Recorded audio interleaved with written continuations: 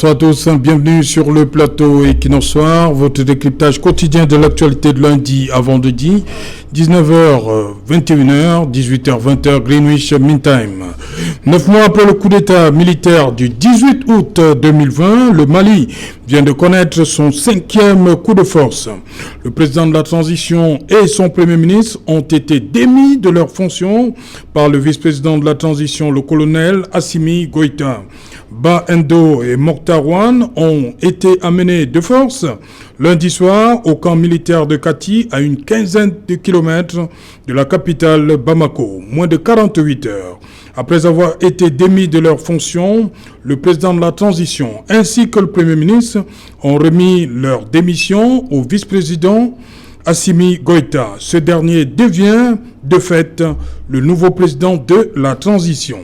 Le gouvernement, cause immédiate de ce coup de force, dont la composition avait été dévoilée le 24 mai dernier, a quant à lui été dissous.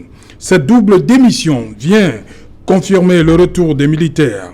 Les mêmes avaient, on s'en souvient, déposé Ibeka, Ibrahim Boubacar Keïta, le 18 août 2020. En voulant s'émanciper de la junte militaire, le président de la transition et le premier ministre en payent ainsi le prix fort à quelques mois seulement des élections. Une situation qui pousse la communauté internationale à condamner sans réserve ce coup de force. Pour le président français Emmanuel Macron, ce qui a été conduit par les militaires putschistes est un coup d'État. C'est inacceptable. Nous sommes prêts à prendre des sanctions ciblées sur les protagonistes. Une citation. Madame, Monsieur, tout à l'heure à 20h, c'est la grande édition d'information présentée par Cédric Noufelé. Quant à moi, je vous retrouve après pour Equinox Soir, deuxième partie. Ce sera le temps du débrief.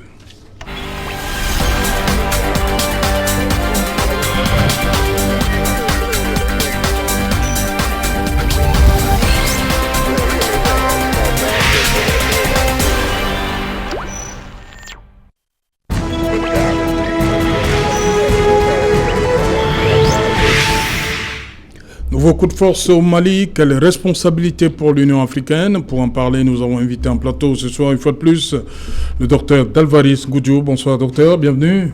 Bonsoir Serge Alain Autou, bonsoir aux millions de téléspectateurs d'Equinox Soir.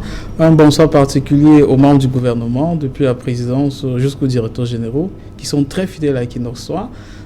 C'est vrai, comme ils le savent bien, sur Equinox, on s'efforce toujours d'être proche de la vérité. Et comme ils le savent aussi bien, qui aime bien châtie bien. Et comme c'est aussi une mission de pédagogie, nous sommes des humains imparfaits, donc il peut arriver qu'ils commettent des erreurs dans la manière de gérer. Et parfois, il y a des petites suggestions ou des petites remarques qui peuvent les aider à rectifier le tir. Car la finalité, c'est le mieux-être des Camerounais. Et quand c'est mieux fait au Cameroun, nous tous nous en bénéficions.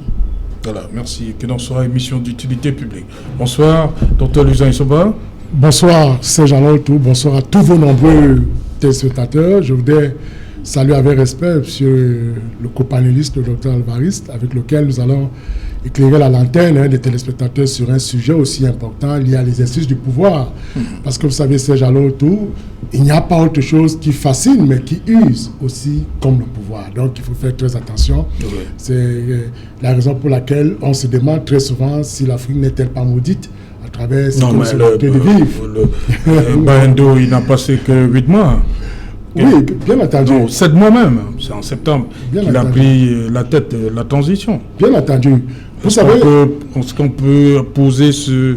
Vous dites que ça use le pouvoir. Il n'a même pas fait un an. Non, ça fascine. Ça fascine. J'ai d'abord commencé par nous dire que le pouvoir fascine.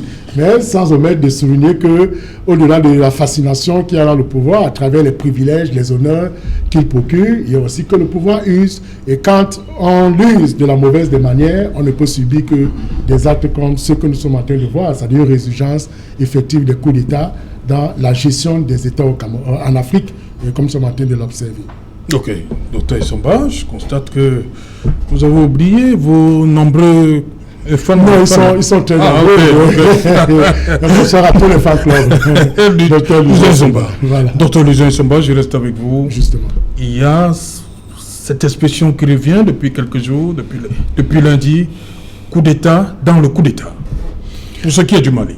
Oui, c'est David Dubrel qui définissait le coup d'État comme une prise illégale du pouvoir de manière brusque, préméditée et brutale par l'armée en vue de modifier l'ordre constitutionnel et politique établi et surtout en vue de se maintenir soit de manière définitive, soit de manière précaire au pouvoir.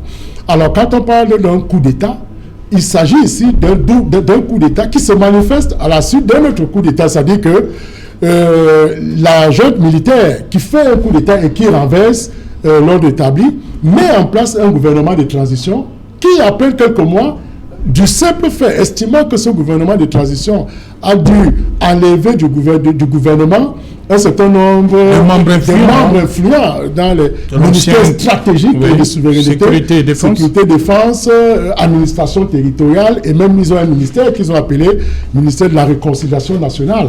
Ils estiment que pour avoir enlevé ces hauts dignitaires à ces postes stratégiques, constituait donc une violation de la charte qui avait été mise en place, surtout que nous avons cherché, vous et moi, en vain, on avait bien voulu lire les dispositions pertinentes de cette charte pour essayer de voir si effectivement l'argument allégué par Assimi Goïta est un argument vrai qui amène à constater qu'en réalité, le président de la transition et le premier ministre n'ont pas consulté comme cela a été dit dans la charte. Et même jusque-là, vous convenez avec moi, Serge Alonto, que ça démontre à loisir la faiblesse de nos normes constitutionnelles en Afrique, parce qu'à la faveur d'un coup d'État, les putschistes eux-mêmes n'ont pas respecté la norme fondamentale. Ils l'ont mise en quarantaine, ils l'ont suspendue, ils l'ont mise dans le frigo, comme on dit très souvent, et ils ont fait émerger une autre charte, c'est-à-dire qu'ils entrent justement en contradiction avec la norme fondamentale. Et à partir de là, on se rend bien compte que le coup d'État dans le coup d'État, qui est d'ailleurs condamné, vous avez lu la dernière sortie du président Macron, qui a estimé qu'un coup d'État dans le coup d'État est inacceptable. Parce que, écoutez, après vous avez renversé l'ordre établi et que vous-même vous mettez en place un gouvernement de transition qui fait à peine quelques mois, et ce gouvernement de transition est balayé d'un revers de la main, tout simplement pour une cause de consultation. Je pense que l'argument me paraît... ça, les consultations? Mais bien entendu, l'argument me paraît assez spécieux pour pouvoir déboucher à un coup d'État dans le coup d'État. Parce que, écoutez, on n'a enlevé que des militaires, c'est-à-dire que... Pas de moindre. Oui, pas de moindre, mais c'est normal. Voilà. Écoutez, dans la recherche de la mise en place d'un gouvernement civil, bien entendu, on ne peut aller que vers cette direction. On ne peut pas réserver 4 ministères de souveraineté à 4 militaires. Je crois que la position prise par le président de transition et le premier ministre sont des positions normales.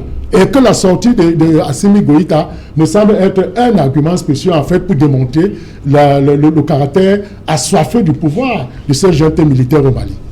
Voilà, Dr Ngodjo, tout a commencé dimanche, lorsque, à la suite de cette annonce de ce gouvernement, le vice-président le colonel Assimi Goïta, il a débarqué au palais pour faire comprendre au président Baendo qui n'était pas content. Il voulait qu'il fasse machine arrière, réintégrer surtout ces deux éléments, ministre de la Défense et ministre de la Sécurité.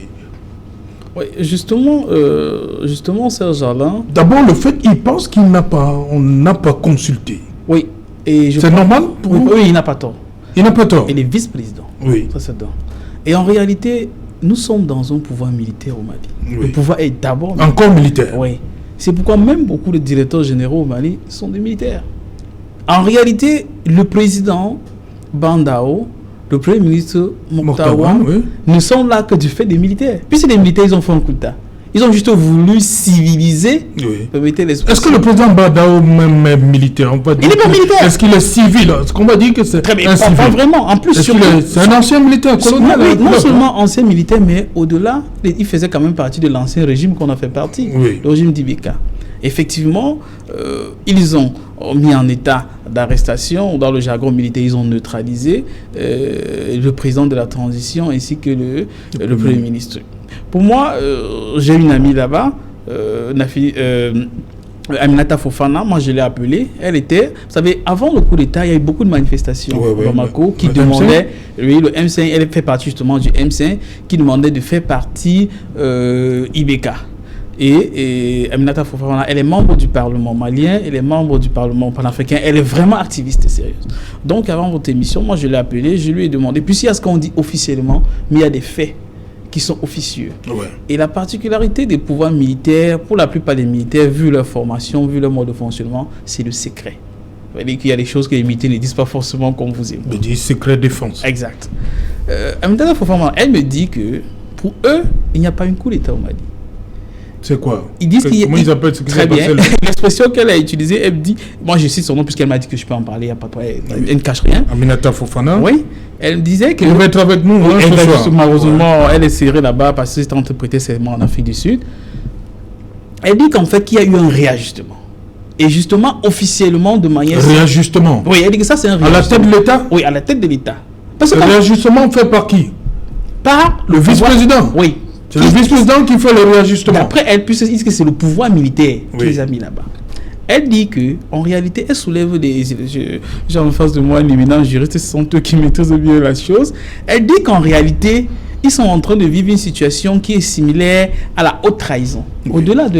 Au-delà du fait qu'on ne l'a pas consulté. On n'a pas consulté. Ce que les militaires géraient, notamment le ministère de la Sécurité et le ministère de la Défense, quand même, lui, parce qu'en fait, le colonel Goïta est vice-président en charge des questions de sécurité. Et le minimum, si vous enlevez les éléments liés à la sécurité, qui sont ses collaborateurs directs, au moins l'en informer. Il y a un certain nombre de faits. Elle me dit ceci. Ce qui s'est passé, c'est que quand les militaires sont arrivés au pouvoir, ils ont vraiment la haine de faire les choses mieux. Parce qu'en réalité, ça ce n'est qu'un énième coup d'État au Mali. Et pour cela, quand ils sont arrivés au pouvoir, ils ont mis les civils, mais il y avait une charte. Et dans la charte, c'était très important de redonner la souveraineté au Mali. D'autant plus que tout le monde sait qu'aujourd'hui, le Mali est sous embargo. En d'autres termes, ils ne peuvent pas avoir du matériel militaire pour faire face aux djihadistes qui sont au nord de la nation. Ils se sont entendus avec le ministre de la Défense, le colonel... Modibo connaît? Non, Sadio Kamara. Sadio Kamara. Et vous connaissez Sadio Kamara, justement, vous savez, en Europe de l'Est, c'est facile de trouver des armes si vous avez des billets de banque. Oui. Donc, exact. Ils ont eu la possibilité d'acheter du matériel militaire en Russie.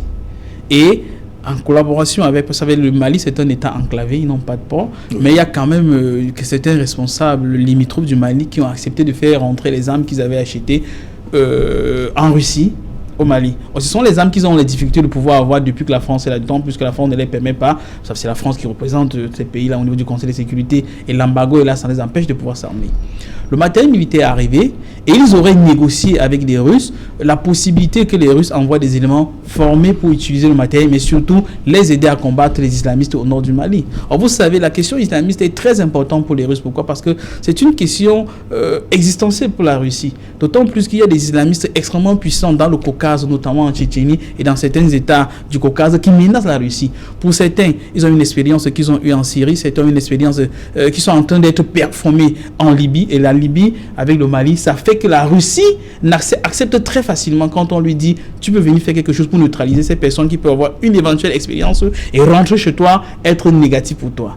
Et les autorités russes auraient donné leur aval. Mais ils auraient voulu qu'il y ait un parallélisme de fonds, qu'ils puissent avoir un courrier et que le courrier soit signé par le président, ce qui est normal, puisque ça engage... Le président de la transition. Oui, ça engage la nation. Or, les militaires préparaient tout cela entre eux, parce qu'ils connaissent mieux les questions sécuritaires. Et surtout que, vous savez, il y avait quand même une petite crise de confiance, puisque vous savez, la première transition, il y a des liens un peu très proches avec Paris, ce qui ne plaît pas forcément à tout le monde. Donc, quand ils sont rentrés, ils ont dit que le vice-président, le colonel Goïta, pouvait signer. Les Russes ont dit non. C'est important que ce soit le président qui signe. Justement, quand ils sont allés soumettre le courrier au président Bandao, il aurait pris le courrier avec son premier ministre. Ils sont allés à Paris, présenter le courrier au président français Macron. Et vous savez... Ils sont allés rendre compte au président français Macron. Exact. Et le président Macron leur a dit, pour faire face à la situation, il faut faire un remaniement ministériel dans lequel il faut enlever tel pion. Et en finalité, après cela... il devait justement avoir des élections comme c'est prévu dans quelques mois. Mais surtout, en fin de compte, tous ces colonels-là qui sont impliqués, qui sont en train de vouloir traiter avec la Russie pour nous créer des problèmes, il faut les faire passer par la case prison. Or, les gars qui sont aujourd'hui au pouvoir, aujourd'hui à Bamako ont quand même l'expérience. N'oublions pas qu'il y a cela à peine quelques semaines que le capitaine Sanogo est éminent général. Le général Sanogo est en liberté. Lui, il a fait des années en prison alors qu'il avait fait un coup d'État. Il a bien organisé la transition. Il est quitté du pouvoir. Mais quelques temps après, les Français et tout le reste, c'est les gars qui étaient au pouvoir à Bamako. On veut qu'ils soient en prison. En fait, pour eux, c'est que le président Bandao, en collaboration avec le Premier ministre, sous la couverture de la France, premièrement, ils ne veulent pas du matériel russe. Deuxièmement, ils ne veulent pas, parce que les Russes auraient accepté d'envoyer jusqu'à 1000 militaires pour les aider à combattre les djihadistes. Et quand ils ont vu, et surtout en finalité, il fallait mettre quelqu'un qui leur soit proche après les élections, mais surtout que c'est qu'on n'est pas en prison. D'abord, il y avait une question de survie aussi. Donc, quand ils ont été dans ce contexte, André Fofana me dit qu'en fait, pour eux, ça c'est de la haute trahison. Ça veut dire, en fait, si vous preniez des secrets existentiels, des secrets qui peuvent mettre en mal la sécurité de la nation, à un moment, la personne qui fait cela est passible de haute trahison. C'est pourquoi, quand la Troïka est venue, quand il y a eu justement ce qu'ils appellent le réajustement, ce qui n'est pas un coup d'État pour eux, quand il y a eu l'envoi de la Troïka constituée des membres de l'Union africaine, des Nations Unies et de la CEDEAO, à la tête de laquelle il y avait l'ancien président nigérian Goodluck Jonathan, quand ils sont arrivés, premièrement, il fallait négocier. Aller au camp de Kati, à 15 km de Bamako, pour rencontrer le président de la transition, le Premier ministre. Oui. Deuxièmement, négocier leur libération. Parce qu'en réalité, si on dit qu'il y a haute trahison, ça veut dire qu'éventuellement, il peut y avoir des poursuites judiciaires. Et justement, même la peine de mort. Oui, peut-être au-delà. Et justement, quand ils sont arrivés au camp de Kati, et le président et le Premier ministre ont immédiatement présenté leur lettre de démission. Et de l'autre côté, les militaires les ont libérés et leurs différentes familles. C'est vrai qu'ils n'ont pas fait de déclaration à la presse, mais leurs différentes familles ont confirmé qu'effectivement, et le président et le Premier ministre, chacun est arrivé chez lui sain et sauf. Donc, pour dire quoi, pour résumer, c'est que la situation est un peu plus complexe que cela. Il y a une question existentielle pour les gars qui se disent, sont eux qui ont fait le coup d'État à Bamako, sont eux qui vous ont mis au pouvoir, mais actuellement, vous allez comploter avec une grande puissance qui est là depuis au moins 60 ans, et on voit que depuis 60 ans que la grande puissance, la France, vous n'êtes pas le nom. Ça ressemble à Centrafrique, là? C'est pratiquement identique. Ok, on revient. On va prendre la direction de Ouagadougou. Nous attend Eric Yombi. Bonsoir Eric Yombi. Bonsoir également aux compagnies. Voilà, des petits soucis. On a de la peine à suivre Eric Yombi ici. Eric Yombi, bonsoir. Vous êtes journaliste, écrivain. Voilà, vous étiez il y a quelques jours à Bamako. Vous avez traversé. Vous êtes aujourd'hui à Ouagadougou. Comment? On nous dit de plus en plus qu'il ne s'agit pas d'un coup d'État, mais d'un réajustement. Un coup d'État dans un coup d'État. Oui, vous l'avez sans doute remarqué, la junte au pouvoir est désormais dans une opération de communication et bien entendu qu'elle a envie d'être vue d'une autre façon. Alors, j'ai entendu, c'est vrai, avec la difficulté des moyens techniques, l'hypothèse selon laquelle la Russie voudrait ou serait entrée en jeu dans l'échiquier malien. Il faudrait qu'on soit très très bien précis.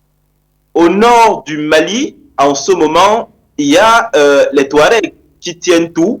Et s'il faudrait encore être plus précis, vous devez savoir que selon les accords qui existent entre le gouvernement malien, la plateforme et le mouvement sécessionniste de l'Azawad, à l'heure où nous parlons, dans le nord du Mali, les minuscules militaires maliens qui sont dans ce nord du Mali sont reclus dans un bâtiment. Et pour sortir de ce bâtiment, ils doivent être escortés par les Touaregs considérés comme sécessionnistes. Concernant le centre du Mali, le Mali est énormément en difficulté parce qu'évidemment, n'est-ce pas, en proie au mouvement djihadiste. L'État malien n'a même pas pu accompagner la réconciliation qui se fait en ce moment, ou alors plus précisément depuis le milieu de l'année 2020, pour accompagner la réconciliation entre les Dogons et les Peuls. Supposez que les Peuls ne sont pas les acteurs seuls du désordre dans le centre du Mali. La réalité du Mali, c'est que nous voyons aujourd'hui l'armée malienne qui est présente à Bamako, très très très loin des casernes. Et lorsque vous discutez avec tous les spécialistes de la sécurité, y compris les diplomates, on ne voit pas la stratégie sécuritaire de Bamako.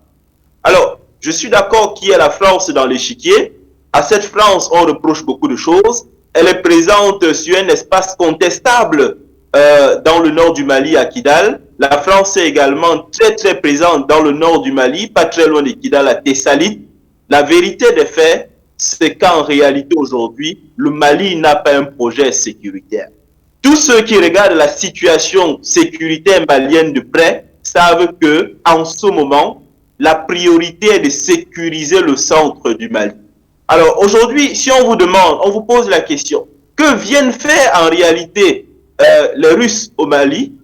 Vous ne répondrez pas à la question parce que les Maliens n'ont pas de projet. Il n'est pas ici question de dire qu'il faut privatiser l'armée malienne. Ce n'est pas de ça dont il est question. Il faudrait que le Mali, à travers ses militaires, ait un projet sécuritaire. On ne voit pas le projet sécuritaire du Mali. Maintenant, je suis d'accord, c'est pertinent d'entrer dans cette géopolitique de la sécurité en désormais intégrant la Russie. Je suis d'accord. Mais où est le projet d'abord du Mali? Où est le projet? Moi, je crains une chose, et je le crains depuis quelque temps. Le M5 a préparé ce changement profond. Le M5 a préparé cette révolution, et cette révolution a été volée par les militaires. Ce que le peuple malien veut aujourd'hui, c'est vraiment une gestion plus rigoureuse. C'est bien entendu une armée qui est sur les différents théâtres d'opération, et non une armée qui est profondément imprégnée par le politique. C'est ça la réalité du Mali aujourd'hui. Bien entendu, il y a des négociations qui sont faites en ce moment entre le M5 et la junte au pouvoir. La vérité des faits, c'est qu'aujourd'hui, le Mali est dans une situation extrêmement difficile où les différents partenaires ne sont pas d'accord avec la tournure que prend, bien entendu, n'est-ce pas, cette junte au pouvoir. Alors, oui, il faut la Russie pour donner un coup de main, bien entendu, au Mali, mais on ne voit pas le projet sécuritaire du Mali. Les Russes ne doivent pas venir remplacer les soldats maliens et qui, je le précise, ne sont présents ni au nord, ne sont présents pas du tout au centre. Où sont-ils? Au camp de Kati, malheureusement. Voilà. Le camp de Kati, on sort l'expression. On a amené Ibeka de ce côté-là. On sait ce qui est arrivé. Décidé de démissionner. On amène le président Bado là-bas. Pour vous, le camp de Kati, c'est quoi? Ça devient un camp dangereux. Ça fait penser à Boiro en Guinée? Oh, bien entendu, ça devient un camp où, dès qu'on vous y amène, vous êtes certain que si vous rentrez en vie, c'est que c'est une chance pour vous.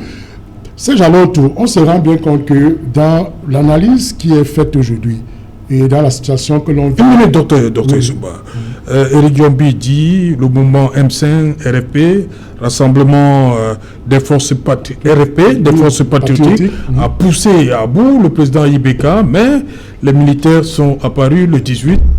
Pour lui, les militaires ont volé le mouvement des civils. Oui, bien entendu, son analyse me permet donc de faire la différence entre une révolution qui est initiée par le peuple et un coup d'État qui est porté par une autorité constituée, un peu comme l'armée. C'est là où on possède la différence. Alors, la différence, c'est-à-dire que quand un président quitte sous la pression populaire, on est là sous le coup d'une révolution.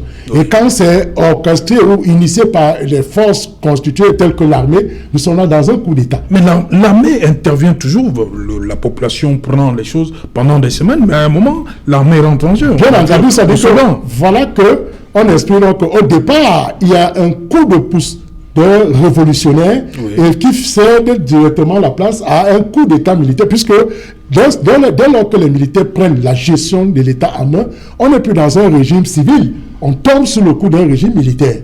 Et vous voyez, dans la situation qui se passe aujourd'hui au Mali, on a l'impression que les deux formes de coup d'État permettent de comprendre un peu ce qui se vit. C'est-à-dire qu'on a des coups d'État de type nationaliste, où les nationaux veulent forcément défendre leurs intérêts contre toutes les interventions étrangères. Et peut-être c'est ce qui peut justifier que la sortie de Assimi Goïta, qui estime qu'il n'a pas été consulté, parce que c'est quand même suspect de le dire, Serge Alotou. Il est quand même vice-président de ce gouvernement de transition. Comment pouvait-il ne pas être consulté? Donc moi, c'est pourquoi j'ai estimé tout à l'heure que c'était un argument spécieux. En fait, le vrai argument, c'est simplement que... Vous doutez de sa parole? Il dit qu'il n'a pas été consulté. Mais bien entendu, écoutez, quand je parle de spécieux, justement, c'est pour dire que, mais un tel argument, si les militaires sont dans une logique de remise de l'ordre constitutionnel au civil, c'est un argument spécieux. C'est-à-dire qu'en fait, on se serait passé de cet argument puisque nous visons le retour à la paix et le retour de l'institution, de la paix et de l'ordre institutionnel.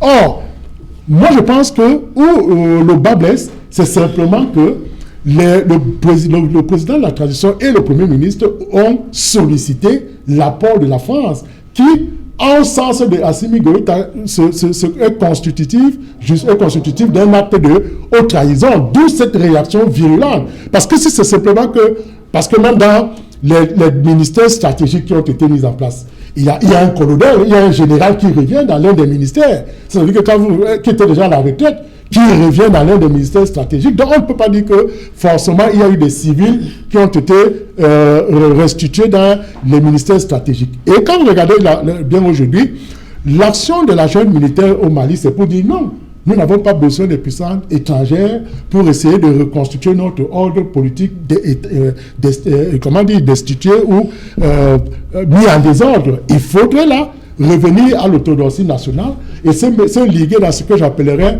plutôt un coup d'État de forme néocolonialiste, c'est-à-dire qui permet justement de ne pas voir les étrangers s'immiscer dans les affaires internes du Mali. Et peut-être c'est ça qui peut justifier aujourd'hui que la junte militaire convoque l'idée de ce que, au niveau des 4 ministères querellés, on a pensé uniquement aux civils, et c'est ce qui peut justifier aujourd'hui les différentes tensions que l'on vit au Mali. Docteur Goudjou, il se pourrait que tout a commencé le 14 mai, lors de la reconduction de Mokhtar comme Premier ministre, dont les rapports entre le président de la transition et son vice-président...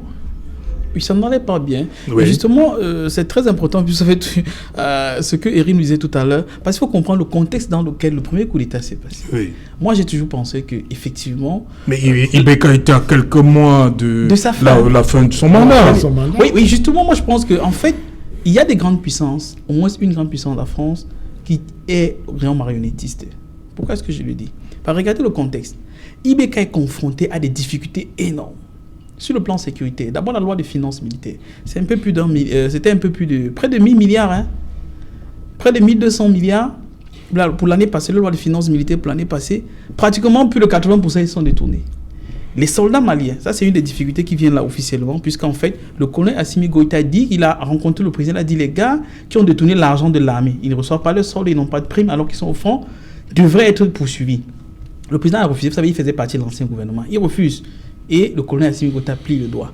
Pourquoi? Au niveau de je prends deux faits simplement.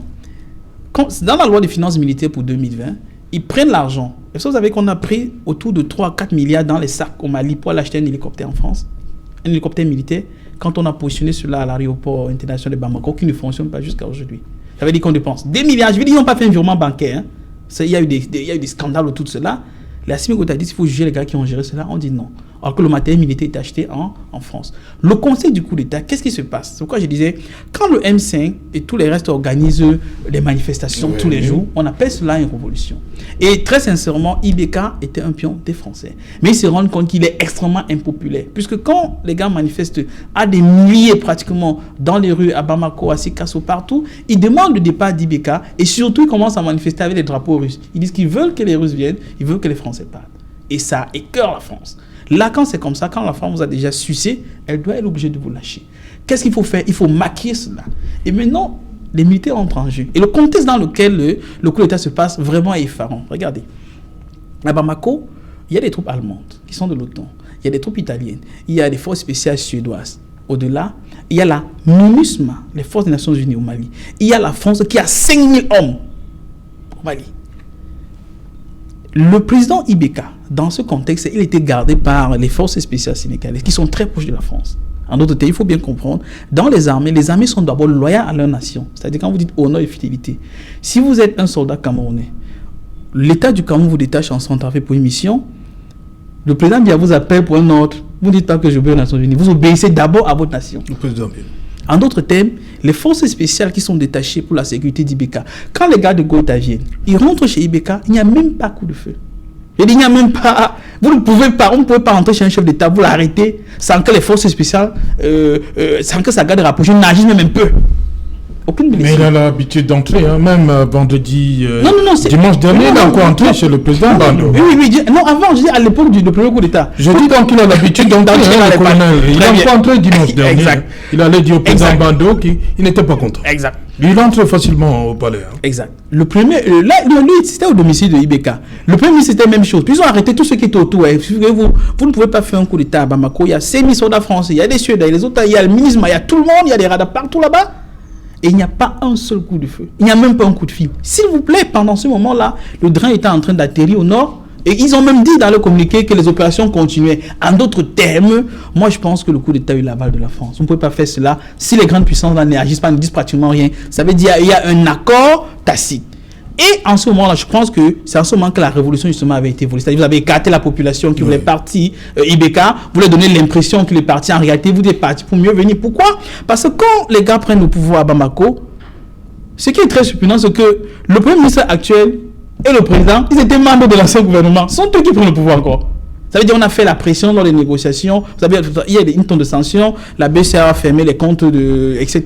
Les frontières étaient fermées, etc., etc. Il y a une pression sur les mités pour qu'ils puissent nommer les anciens éléments qui étaient les ponts de la France. C'est pourquoi, en réalité, quand ils sont confrontés à une situation qui met en cause les intérêts de la France, ils sont contraints de partir à Paris, faire le rapport au président Macron. Donc, on dit que déjà à la base, ce coup d'État s'est déroulé avec l'aval de la France. C'est un élément. Mais maintenant, est-ce qu'à un certain moment, étant donné qu'il y avait une question de survivance physique et même politique, puisque quand dans les échanges, il se dit que, premièrement, les militaires, ils ont une mission.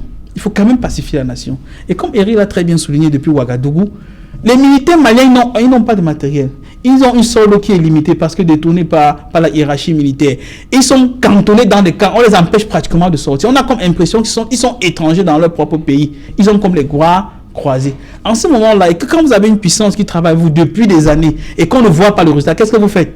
Vous essayez de regarder une autre personne. Et effectivement, ils auraient tendu les mains en Russie. Il y a du matériel qu'ils ont acheté. Les Russes, ils ne rient pas. Ils vous vendent le matériel. Et maintenant, il y avait la possibilité de venir former les soldats. Puisqu'en réalité, les troupes otaniennes sont là au Mali.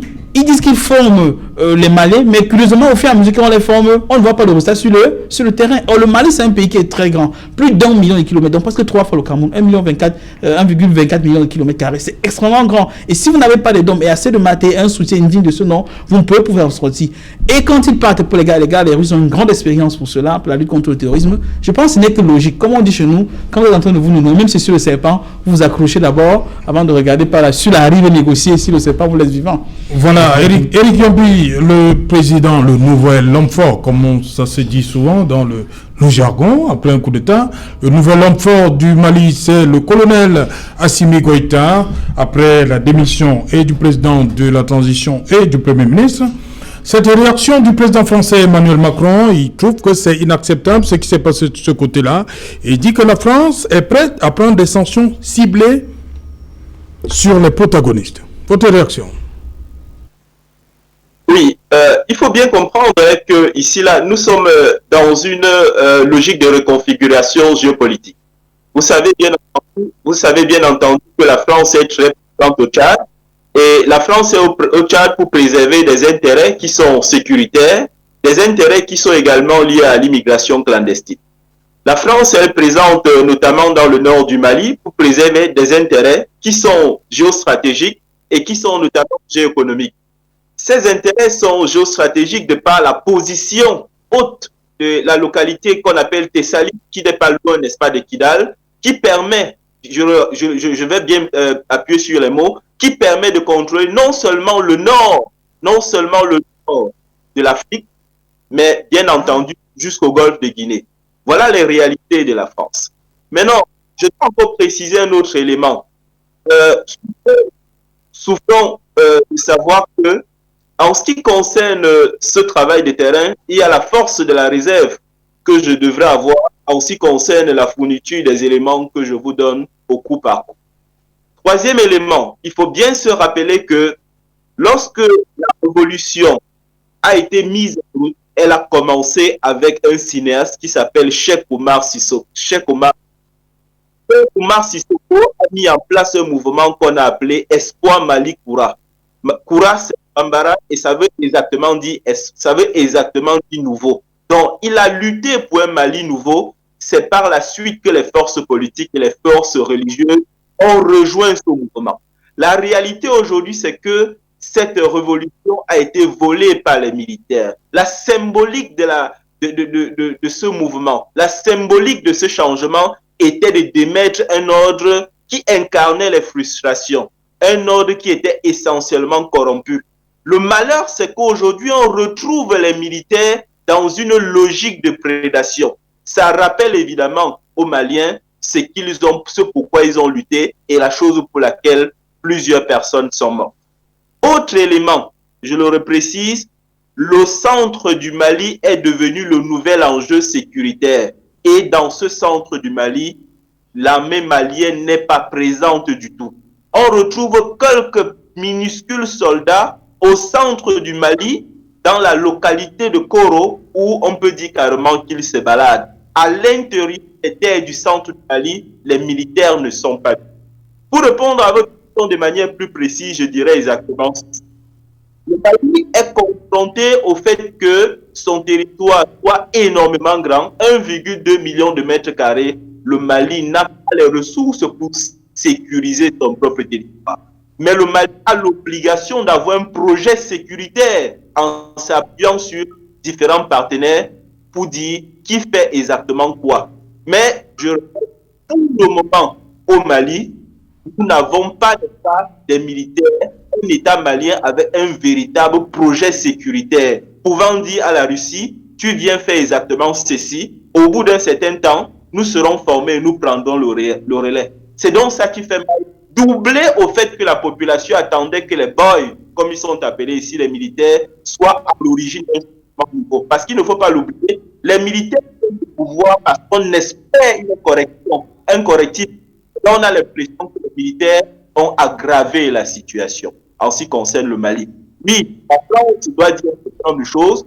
La Russie doit être présente. Nous sommes dans une logique où chaque grand pays définit ses intérêts. Il appartient au Mali, avec ses différents partenaires africains, bien entendu, de définir son projet sécuritaire. Lequel projet, pour le moment, nous tardons à voir. Ok. Docteur Lucien Issomba, l'Union africaine face à tout ça. Fait sourire. Ça me fait justement sourire parce que voilà une structure africaine qui a été mise en place pour essayer de juguler de tels types de crises. Mais on voit des sortisseurs épisodiques, on voit aucune réaction ferme. On se pose bien la question de savoir quel est le rôle. Qu'est-ce que vous mettez dans les sorties fermes? On ne voit pas des prises de position fermes. Tiens, même l'Union africaine a fait les descentes sur le terrain et a imposé un certain ordre. Parce que quand vous regardez tout ce qui se passe, on laisse faire les puissances étrangères sur le terrain. On ne voit pas... Mais la CEDEAO, très souvent, descend. Hein, oui, très souvent. La CEDEAO fait des sorties. Mais je dis, l'Union africaine, qui est la structure suprême, aurait quand même pu prendre des mesures coercitives, des mesures normales pour essayer de ramener la paix de ce côté-là. Vous voyez, le Mali, c'est Jalon Tour, connaît son premier coup d'État en 1968. Vous voyez, en 1968, avec Moussa Traoré qui renverse Modibo Keïta, le coup d'État revient en 1991, où justement Moussa Traoré lui-même est renversé par Toumani Touré. Et le même Toumani Touré est renversé par Ibrahim Boubacar Keïta. Et par la suite, si Boubacar Keïta est renversé par la junte militaire, vous convenez avec moi qu'entre 2010 à 2012, ou du moins en 2020-2021, c'est-à-dire que le Mali a connu pratiquement 3 à 4 coups d'État.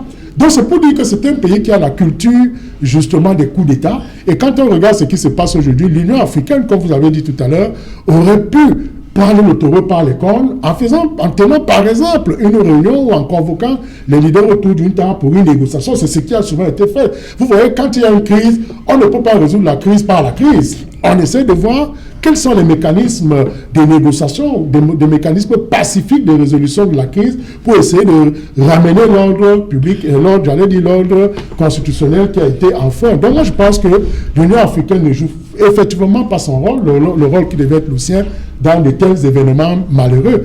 Et c'est quand même, ça reste malheureux de savoir qu'une institution d'une telle hauteur n'arrive toujours pas à résoudre les problèmes qui naissent en Afrique. Docteur Dalvaris Ngodjo, Assimi Goïta, c'est vraiment l'homme incontournable depuis le départ de Ibeka? Moi, je pense qu'au-delà de Assimi Goïta, moi, c'est un militaire. Et les enjeux sont au-delà d'Assimi Goïta. Les enjeux sont géostratégiques extrêmement puissants, au-delà même du Mali.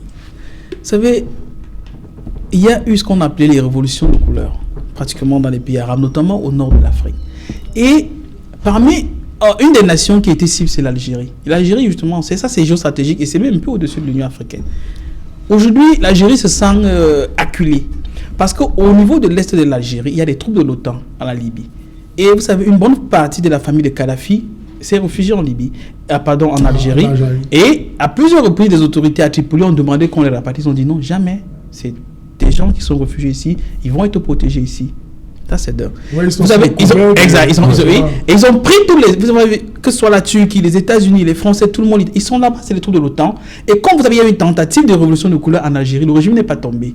Ils sont là sur le flanc Est. Ça, c'est dingue. Sur le flanc Ouest, il y a justement le Maroc qui est très proche de l'OTAN. Et avec l'Algérie, ils sont vraiment en conflit ouvert depuis, avec l'affaire de Sahara occidental, que les Algériens soutiennent le mouvement Polisario.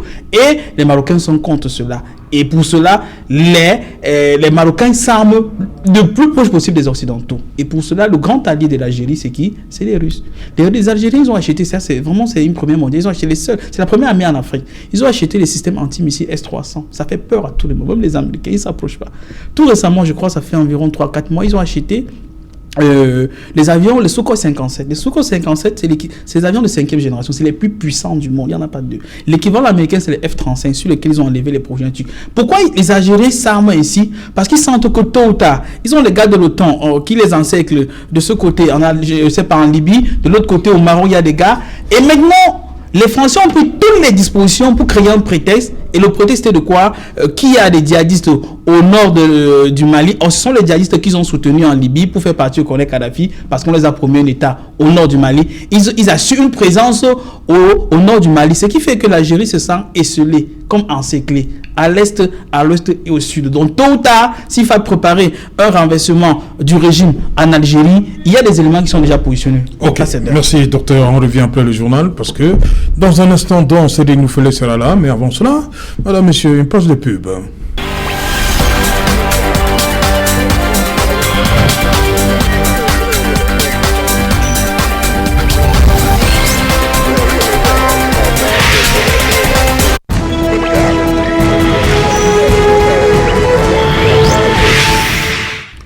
Retour sur le plateau Equinoxoir, deuxième partie, c'est le temps du débrief, toujours en compagnie du docteur Louison Essomba et du docteur Dalvaris Goudou.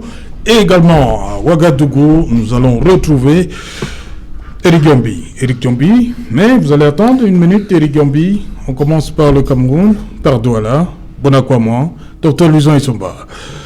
Le président de la transition est libre, mais on a pu obtenir, les militaires ont pu obtenir ce qu'ils voulaient, sa démission. Oui, bien entendu, nous voyons aussi ces gens-là, toutes les vérités pouvoiristes. Est-ce que vous imaginez un autre scénario? Non. À partir du moment où on l'a amené à Kati? Dès qu'on l'a amené à Kati, vous avez vu les pressions internationales qui sont venues. La France... Mais c'était pour demander qu'on le libère. Mais bien entendu... Mais pas pour qu'il démissionne. Oui, la France a fait... C'était déjà une évidence. C'est-à-dire que dans ces conditions-là, ces gens-là, même si c'est vous-même, vous n'allez plus accepter de reprendre les rênes de la conduite de la transition. C'est-à-dire que sous une telle pression, il n'y a que lieu parce que mais dans cette zone de Kati, vous ne pouvez pas imaginer la pression militaire. Peut-être on aurait pu leur dire que si vous insistez à regagner votre statut, qui sait comment on vous a pris, on peut encore vous prendre. Peut-être là, ce sera plus d'évidence pour vous de sortir. Donc, la jeune militaire ne pouvait pas faire autrement, puisque là, toutes les pressions externes et internationales qui tombaient sur elle, ce n'était qu'une évidence de leur libération. Moi, je pense que ce qui est intéressant, c'est qu'ils aient eu la vie sauve, et ça, c'est ce qui m'intéresse. Mais maintenant, la suite, je vous assure que les concernés ne seront plus prêts à remonter à ce statut-là, d'être président ou premier ministre de la transition. Et ça me permet de faire un autre commentaire pour indiquer que vous convenez avec moi que dans ce qui se passe, la jeune militaire a en réalité envie de demeurer au pouvoir. Parce que vous avez vu, quand ils démettent le président et le premier ministre, les gars disent qu'ils ont 3 ans pour organiser la transition démocratique. Ah, on leur a dit non. Écoutez, lorsque vous savez, après un coup d'État, la jeune militaire prend le temps à rester, à demeurer au pouvoir, en réalité, on n'est plus là dans une logique de transition démocratique, mais de conservation du pouvoir dans un régime militaire. Et d'où les pressions qui sont venues, ont donc poussé les concernés à dire, OK, on a plus 3 ans à faire, on a 1 an en 2022 pour voir comment organiser une élection. Donc la junte est nourrie par des velléités pouvoiristes qui sont clairement perceptibles. Voilà, docteur Dalvaris Goudjou, je crois que Assimi Goïta dit que tout sera respect de ce qui a été dit, c'est-à-dire 18 mois de transition, élection en février 2022. Oui, on espère qu'ils vont respecter cela et je partage parfaitement le point de vue du docteur Essomba. Premièrement, quand vous êtes dans un camp, le camp de Kati, c'est un camp militaire, c'est pratiquement l'un des rares qui est totalement sous le contrôle des Maliens encore. Et en situation de coup d'État, on peut même vous tuer. On dit que c'était une balle perdue. Le reste, c'est en politique. C'est-à-dire, on passe et on prend les autres, on continue. En dehors de vous tuer, on peut vous envoyer en prison. Puisque pour le moment, il y a ce qu'on appelle le rapport de force. Vous êtes dans un camp, il y a des milliers de soldats. Vous êtes seul avec votre boubou sur vous. Vous ne valez pas grand-chose. On vous envoie en prison comme on peut. Mais maintenant, pour moi, je suis un souverainiste. J'ai dit, si ces gars pensent vraiment qu'ils vont respecter leurs paroles, c'est-à-dire, il y aura un pouvoir civil qui vient, que le Mali, avec d'autres partenaires, puisse sortir de la situation où elle est. Je prends un élément simple. Tout récemment, le 25 ici, là, il y a un pays de l'OTAN, le Danemark, qui a envoyé plus d'une centaine d'hommes. Ils envoient des forces spéciales. Qui leur donne l'autorisation d'envoyer des hommes au Mali? C'est pas sérieux. Est-ce que c'est le président? Est-ce que c'est le vice-président? Et ils sont nombreux là. Ça veut dire qu'ils décident de venir au Mali comme ça. Pourquoi? Parce que les enjeux sont ailleurs, même si nous faisons le débat ailleurs. Les enjeux en dehors de l'aspect géostratégique que je parlais d'encerclement de l'Algérie, Kato, il faut les faire tomber. C'est un exemple mauvais pour l'Afrique, selon la France. Il n'y a qu'au nord du Mali, vous savez, l'Algérie est très riche en pétrole et en gaz. C'est l'un des grands exportateurs mondiaux de gaz. Et au nord, au sud de l'Algérie, il y a beaucoup de gaz. Il y a une nappe importante de cela qui est au nord du Mali. Il y a de l'or, il y a de l'uranium. Et les pays européens, vous savez, la plupart des pays européens, aujourd'hui, ils sont en train de poursuivre l'énergie verte, ça veut dire moins polluante. Et pour cela, et qui ne coûte pas cher. Et pour cela, l'uranium joue un rôle central. Et ils considèrent le nord du Mali comme une partie de la Centrafrique, comme les réserves qui leur appartiennent. Là, il faut inventer n'importe quelle hypothèse pour être sur le terrain. C'est pourquoi vous voyez, ils sont là depuis des années. Curieusement, depuis pratiquement qu'ils sont là, on a comme impression qu'il y a la présence et le nombre d'hommes qui montent. Les Français sont jusqu'à 5000 hommes. Mais curieusement, la situation de sécurité ne fait que se dégrader. C'est pourquoi je pense que si ces gars pensent qu'ils peuvent avoir d'autres partenaires sur la scène internationale qui peuvent le permettre d'imposer la souveraineté de leur pays, c'est une très bonne chose. Mais par contre, je pense que cela ne va pas être facile parce qu'une des grandes difficultés, c'est que le Mali, c'est une nation qui est totalement enclavée, donc elle a besoin des voisins pour pouvoir fonctionner. Et ce qu'on ne nous dit pas tout, vous savez, le Mali, c'est le deuxième producteur d'or sur le continent africain. Alors qu'on le montre toujours, oui, et du coton. Et on nous donne toujours l'impression que c'est un pays qui est extrêmement pauvre. Pour dire quoi? Que si les puissances qui ont la main mise sur le Mali, notamment la France, l'avaient laissé vraiment fonctionner, nous pensons que celui-là devait être un très très grand pays. Mais maintenant, pour la question du pouvoir que le docteur Essomba a dit, dans presque tous les pays du monde, les vrais gars qui ont le pouvoir, c'est les militaires. Même chez nous. La différence, c'est que les politiques partent. On vous non, vous partez. Vous avez le mandat, vous partez. Mais les militaires, ils sont là. Hein. Vous voyez, en Chine, là, au niveau du comité central du Parti communiste, quelle est la commission la plus puissante? La commission du renseignement militaire. Parce que c'est Xi Jinping qui est le président de la République et le secrétaire général du Parti communiste. Renseignement militaire, c'est lui qui préside. Pratiquement, même aux États-Unis, là. Oui, même en Israël. Qu'est-ce qui commande la politique internationale des États-Unis? C'est le complexe militaro-industriel. C'est les fabricants d'armes. En France, c'est les Dassault et tout le reste. Lobby, exact. C'est les grands lobbies financiers et surtout militaires. Puisque quand on fait de la politique, c'était la force du président Idriss Déby, il avait compris ça. Parce qu'en France, lui travaille avec les services. Les hommes politiques, ils viennent après, ils partent. C'est pourquoi vous voyez quand Pasqua a été mis sur l'intérieur, il disait qu'ils savent que je sais. Et quand vous avez le renseignement militaire, vous contrôlez le pays. Même quand vous n'êtes plus au pouvoir, vous avez une certaine influence. Donc pour dire quoi? Pour dire que dans tous les pays du monde, les militaires, et surtout les gros, ils sont jeunes quand même. C'est les gars, quand vous êtes colonel à leur arche là, au minimum, c'est les gars qui peuvent encore faire moins de 30 ans. Hein. Ça veut dire s'il n'y a rien là, s'ils sont seulement militaires, ils peuvent faire 130 ans à servir le pays. En d'autres termes, quand les gars qui sont politiques maintenant, ils vont peut être là, ils vont encore être là jusqu'au rang de général, ils peuvent finir même général de corps d'armée, même s'ils ne suivent qu'une carrière militaire simple. En termes simples, quand on a ce type de personnes, il faut compter. Général de corps d'armée. Il peut, puisqu'il est colonel aujourd'hui là. Donc là-bas, on ne va pas vite. Non, c'est pas comme au Tchad. Et justement, vous avez posé que ça. Comment Macron peut-il dire qu'il y a un coup d'État au Mali? Non, on va d'abord prendre Eric Yobi. Eric Yobi, le gouvernement Mokhtar Ouane, qui a été annoncé le 24 mai dernier, devait intégrer les organisations politiques. C'est peut-être ce qui a suscité le courroux des militaires. Pourquoi Assimi Goïta ne veulent pas, on va le dire comme ça, ne veulent pas qu'on intègre les civils? Ça doit rester une affaire de militaires au Mali, le pouvoir? Oui, vous devez comprendre que, tel que je vous l'ai dit d'abord précédemment, les militaires ont volé la révolution au Mali.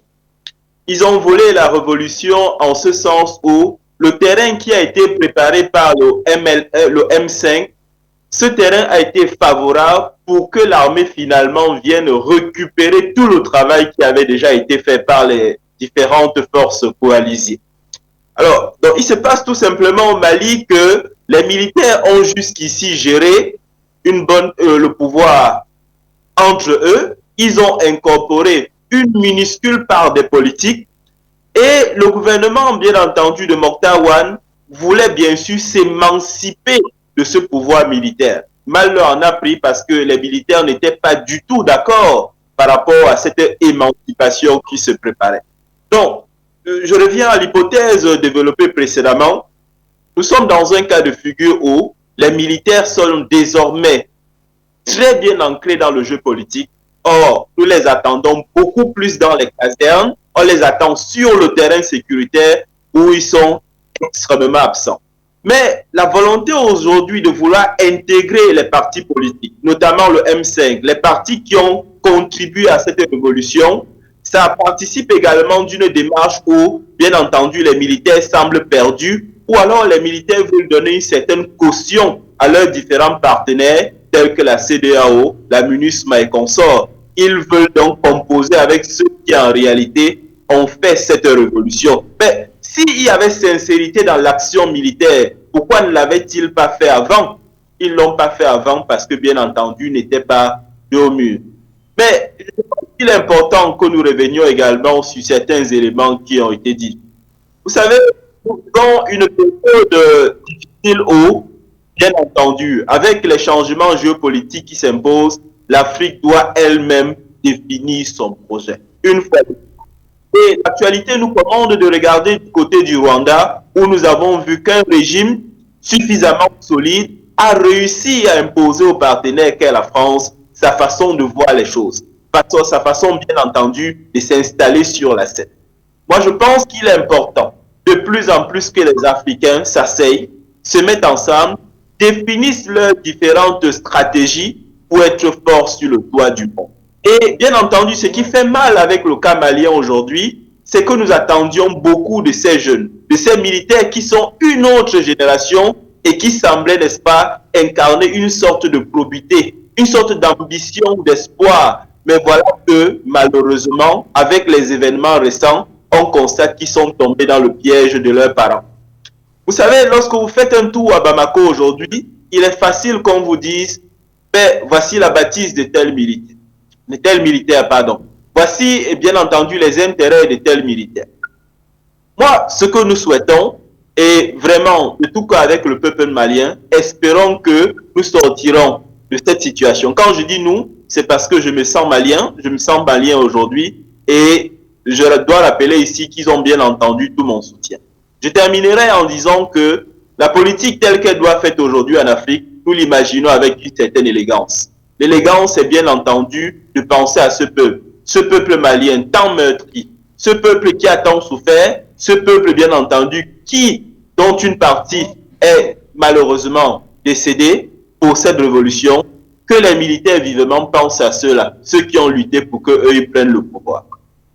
Voilà, Eric Yambi, d'abord vous, Dr Ngoudjou, on va finalement parler d'Emmanuel Macron, comment comprendre ce discours qu'il a sorti pour les événements au Tchad et le discours qu'il développe aujourd'hui par rapport au Mali.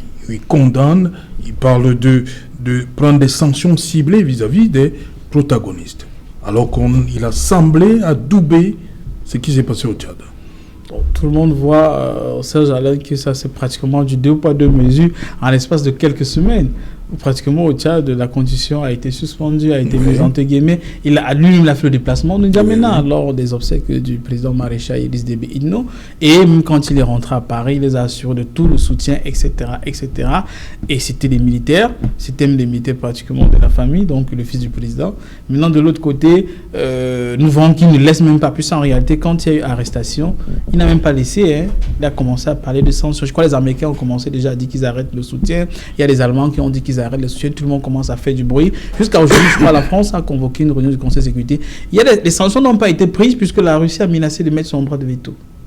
C'est pourquoi il y a eu une entente que, il faut que les personnes soient libérées, elles ont été libérées. Ça veut dire qu'il y a des négociations en cours. Donc, pour dire quoi, qu'en réalité, on assiste pratiquement aux 2 poids, 2 mesures. Des situations un peu similaires, pas identiques, dans 2 pays. Pratiquement à l'espace de quelques semaines seulement, on voit 2 réactions extrêmement divergentes du président français, le président Macron.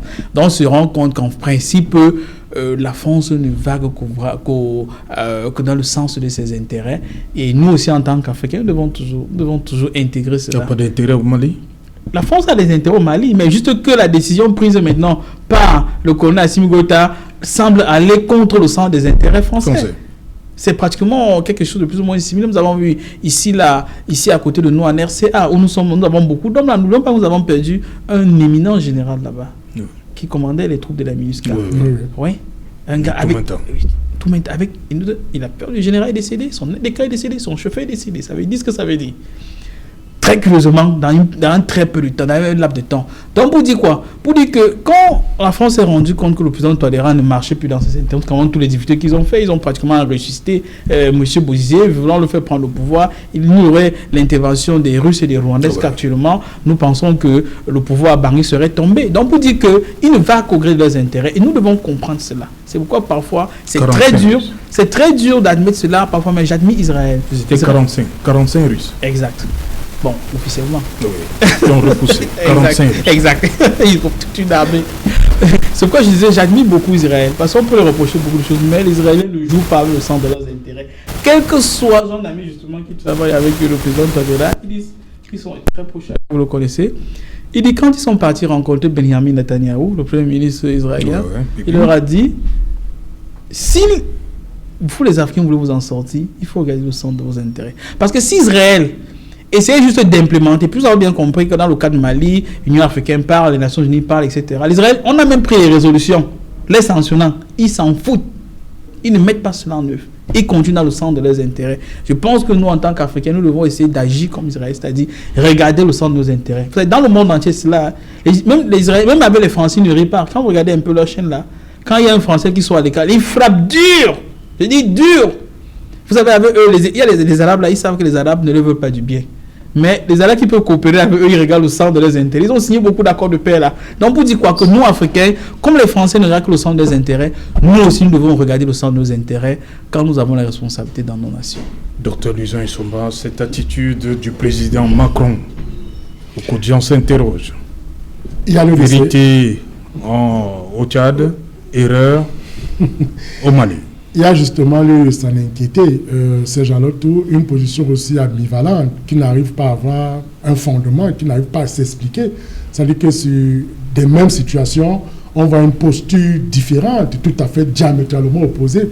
Vous voyez, à la situation au Tchad, on voit un président qui a pratiquement encouragé la mise à l'écart. Il a effectué le déplacement. Au point d'effectuer un déplacement, il était, comme on dit, en présentiel lors de ces cérémonies, qui démontre à suffire que dans le cadre de ce coup d'État que nous avons vécu, parce que moi je continue à croire qu'il s'agissait d'un coup d'État, on se rend bien compte que la France a joué, continue de jouer un rôle tour. Regardez ce qui se passe au Mali, c'est exactement la même chose. On met en frigo la norme fondamentale et Finalement, le président sort pour dire que vous, la junte, il faut reconstituer l'ordre constitutionnel qui a été en feu. Non, moi je pense que c'est une attitude qui peut peut-être être rangée dans une immaturité politique, ou du moins, comme Alvarez le disait, le docteur le disait tout à l'heure, vous savez, c'est Guy de la Charrière qui le disait, entre les États, il n'y a pas d'amis forcément, mais il y a beaucoup plus des intérêts. Donc, c'est le degré des intérêts qui se joue ici. Peut-être que la France estime qu'elle a davantage plus d'intérêts au Tchad,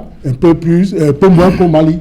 Ok. Donc, voilà, Éric Gombi, vous également, c'est votre point de vue, plus d'intérêt au Tchad qu'au Mali? Vous savez, la France définit ses intérêts par rapport à ce qu'on appelle, bien entendu, l'intérêt national. L'intérêt national, c'est ces différentes actions qui sont notamment menées à l'extérieur, qui permettent à la France de conforter, bien entendu, son influence, sa puissance. Ce que nous savons du nord du Mali, c'est que c'est une zone extrêmement riche en ce qui concerne déjà l'eau. Dans le désert, ce n'est pas du tout rien. On sait évidemment que dans le nord du Mali, il y a beaucoup d'or, et on sait que dans le nord du Mali, il y a même du pétrole qui partirait de la bande sahélienne jusqu'au Darfour. On sait également que dans le nord du Mali, il y a bien d'autres richesses. Lorsqu'on l'a dit, on comprend pourquoi la France y est bien installée. Mais vous savez, il faudrait qu'on fasse un débat total entre nous, Africains. Si la France développe ses intérêts par rapport à l'intérêt national en ce qui concerne le Mali, les Africains, ils développent quel intérêt? Pourquoi ne veulent-ils pas désormais se mettre ensemble pour défendre entre eux les intérêts? Et c'est pourquoi la question malienne nous dérange également aujourd'hui, tout simplement parce que les dynamiques citoyennes qui ont été mises en place pour que les changements, les aspirations des populations soient respectées, que la junte militaire vienne bien entendu faire table rase de ces dynamiques qui ont été mises en place, qui poussent le changement. Vous devez savoir qu'il y a un sentiment anti-français extrêmement profond au Mali et qui peut se comprendre. Lorsque je parle de sentiment anti-français, je parle d'un sentiment contre la France officielle et non contre, bien entendu, la population française elle-même. Il appartient aux Africains, dans un monde perturbé, dans un monde en plein d'intérêts, de défendre elle-même ses intérêts. Il n'appartient pas à la France, il n'appartient pas à la Russie de défendre les intérêts africains. Il nous appartient de nous organiser avec l'Union africaine, qui, il faut bien le rappeler, ici le dit sans embâche, l'Union africaine est à l'image des présidents africains, c'est-à-dire la conférence des chefs d'État, c'est-à-dire ce club très sélect qui dicte bien entendu des orientations à cette organisation, mais qui a du mal à porter un véritable projet africain. Projet au sens politique, projet au sens sécuritaire. Bien entendu, la France défend ses intérêts, nous le savons, que l'Afrique elle-même mette en place une mécanique. Bien entendu, c'est difficile qu'elle mette en place une mécanique pour défendre elle-même ses intérêts. Peut-être elle sera grande dans 100 ans, dans 200 ans, mais nous avons l'obligation, aujourd'hui, et surtout aujourd'hui, le plus tôt possible, de commencer à définir ce qui est important pour nous. Il est suivi, oui, la Russie, il le faut. Bien entendu, on a parlé d'Israël, mais l'Afrique doit être son propre centre. Elle doit apprendre à conquérir le monde et surtout pour être un rendez-vous qui est déjà important pour les autres, le rendez-vous de 2050. En 2050, l'Afrique aura la plus grande population du monde. Toutes les puissances du monde s'agitent aujourd'hui autour de l'Afrique. L'Afrique refuse de s'agiter autour d'elle-même. C'est de ça dont il est question.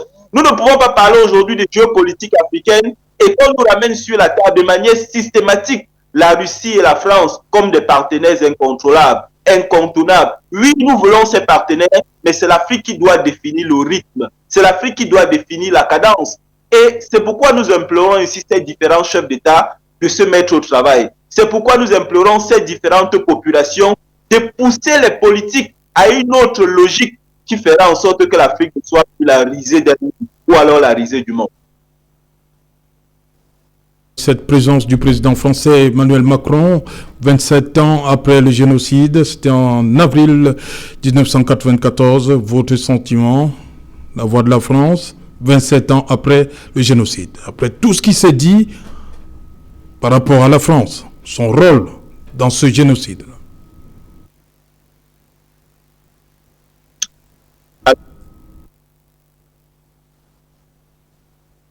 Alors, Oui, vous savez, la question n'est pas de savoir si la France a tort ou raison dans cette situation. Au sens des relations internationales, ce n'est pas une bonne question. Il s'agit dans une situation comme celle-ci de montrer comment la France, aux côtés du Rwanda, peut consolider son influence. C'est ça la lecture qu'il faudrait faire. Il ne faut pas se dire seulement que le Rwanda a pu obtenir quelque chose de la France, ce qui est bien pour un pays africain. Mais regardons aussi de l'autre côté en se disant, voilà du coup, n'est-ce pas, au sens géopolitique, désormais un ami de plus, un ami certain qui a été gagné par la France. C'est cette lecture qu'il faut avoir et surtout avoir une lecture plus profonde. Comment les Africains peuvent se mettre ensemble? Si Macron et Kagame se mettent ensemble désormais, pourquoi se mettent-ils ensemble?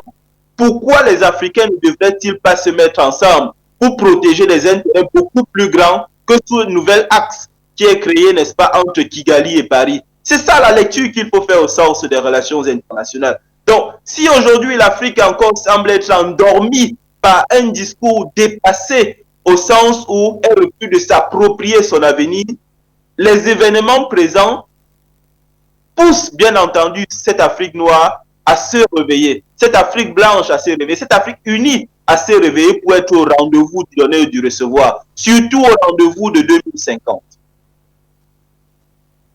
Depuis Ouagadougou au Burkina Faso, le pays des hommes intègres. Dr Louison Isomba, cette présence du président français au Rwanda, c'est réchauffé un peu, c'est pour réchauffer les relations entre Paris et Kigali qui, depuis 1994, les relations ont pris un sérieux coup. On accuse la France d'avoir joué un certain rôle dans le génocide. Bien entendu, vous savez, c'est l'un des génocides africains qui a fait mettre en place un tribunal pénal international. D'ailleurs, une décision avait été rendue en novembre 1995 par le tribunal pénal international de l'Est de Yougoslavie, justement de l'Est de Yougoslavie, qui est intervenu en la matière parce qu'il y avait des actes de génocide entre, tu voyais, deux tribus, les Tutsis et les Hutus, qui se sont pratiquement décimés. Alors, ce que je voudrais dire, c'est que le rôle de la France, vous savez, la France est une société capitaliste. Ce qu'elle recherche, c'est toujours ses intérêts. Même quand, on dit très souvent, quand le lion vous sourit, faites attention, c'est qu'il vous annonce quelques secondes après d'être dévoré. Le lion ou la panthère? Maître Kenyé nous disait ici que la panthère... Non, oui. Même le lion et le tigre. Ah, le lion, on connaît cela, quoi. Le félin, ok. Quand je reviens même je vous dirai que même le lion le fait aussi.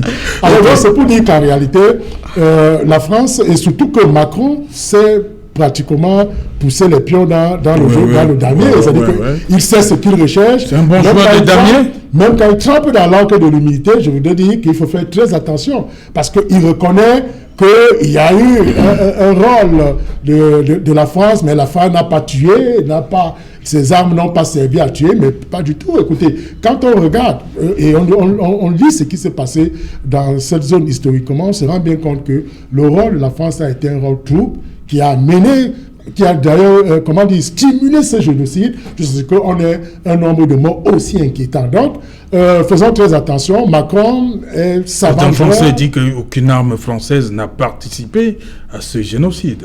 Écoutez, c'est vrai les Français n'ont pas participé directement. C'est vrai que quand on se remémore de cette histoire, l'arme qui avait beaucoup plus été utilisée, on estime que c'était la machette. La machette. Bon, aujourd'hui... Qui était entrée par des Français. Qui était entrée par... Voilà, justement, qui était entrée par... Vous voyez donc que celui qui vous apporte l'arme, c'est l'assassin. Ce n'est pas celui qui vous découpe, parce que si vous allez en arme égale ou en position égale dans une bagarre, mais c'est celui qui va vous donner le pistolet qui aura contribué au décès ou à l'assassinat. Donc c'est pour dire quoi? Que l'action de la France est une action calculée et c'est une action bien réfléchie. Elle tremble dans l'encre de l'humilité, mais au fond, à mon sens, il y a certainement quelque chose qui est recherché. Voilà, Dr Dalvaris Goudjou, on termine par vous.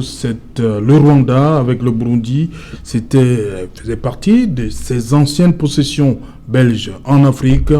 Le français était la langue officielle, mais depuis l'arrivée du président Kagame, le français est relégué au second plan, l'anglais a pris le dessus. Exact. C'est toujours l'une des conséquences de ce que les Rwandais reprochent à la France. Oui, je pense que ça fait partie des conséquences. Et aujourd'hui, nous avons assisté à la présence, d'abord, le parallélisme des formes, le côté protocolaire, c'est que Kagame n'est pas allé accueillir Macron à l'aéroport. Il a envoyé le ministre l'accueillir, parce que quand il était à Paris, il y a de cela quelques semaines, oui. Macron a envoyé le ministre l'accueillir. Donc ça veut dire que le président Kagame, il réclame l'honneur en tant qu'Africain. Ça, c'est bien. Maintenant, sur le fond, moi, je pense que la France a fait un pas ou deux pas. Mais en réalité, la vérité totale n'est pas là. Avec l'opération Turquoise, la France a joué un rôle actif dans le génocide. Les documents sont établis là-dessus. Les machettes qui sont entrées, ça venait d'où? Par qui? Ils sont pas. Et pire, le pire, c'est pas ça. C'est qu'ils ont organisé le massacre entre Tutsi et Hutu. Ils sont retirés, ils sont partis. Même eux, ils ont sauvé quelques éléments du régime. Ils sont partis avec eux. Ils ont laissé les Rwandais s'entretuer. Le Burundi, j'y suis allé plusieurs fois. Et vous savez, au Burundi, on parle toujours du Rwanda, mais il y a eu un génocide au Burundi. Parce que là aussi, exactement, il y a les Tutsis et les Hutus. Oui, justement, sur le plan communicationnel, parce qu'en réalité, le président Kagame, c'est un bon joueur. Du côté du Burundi, par exemple, vous savez, le français est très peu utilisé. Ils ont leur langue là. Le Kirundi.